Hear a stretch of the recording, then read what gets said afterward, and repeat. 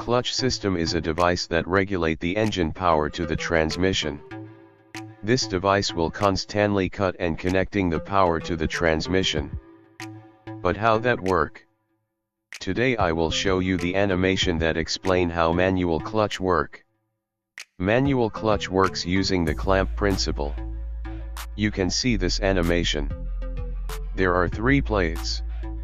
The red plate is connected to the input shaft, while the blue plate is connected to the output shaft.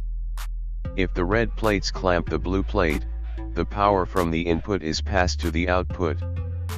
But if the plates are stretched apart, the input power is cut off. That is the basic principle of manual clutch. Now let's learn in more detail. This is the anatomy of the manual clutch on car. The clutch has 3 main parts. First, the flywheel. Flywheel is an input device that connected to the engine crankshaft. It functions as a drive plate. Second, the clutch disc. Clutch disc is an output plate that connected to the output shaft. It used to receive the engine power and transmitted to the transmission. And finally, there is pressure plate. This plate serves to clamp and stretch the clutch disc to the flywheel. To keep the clutch disc strongly attached to the flywheel, we need a spring. However, the spring used in this clutch is shaped like this. This is a diaphragm spring, which is unique. If you press the center of spring, the outer side will move opposite the center. This movement is very important for the clutch. Then there's the clutch housing. Its use as a place to install pressure plate and springs.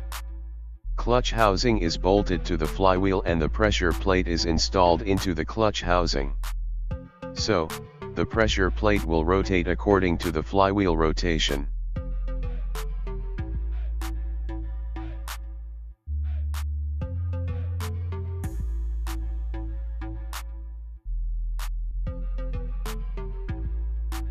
Finally, there is a clutch release mechanism. It consists of a release bearing, clutch lever, clutch cable, and clutch pedal. When we press the clutch pedal, the clutch lever moves forward to push the release bearing. It compresses the diaphragm spring. That pressure causes the diaphragm spring leverage the pressure plate, so the clutch disc and flywheel are distancing. It makes the clutch disc is not rotate, even the flywheel rotate tightly. So the engine power is not transmitted. When we release the clutch pedal, the spring will returns to the starting position. Thus, the pressure plate presses back the clutch disc. And the plates are connected back. It makes the flywheel rotate and engine power is transmitted to the transmission. Why didn't the slip occur?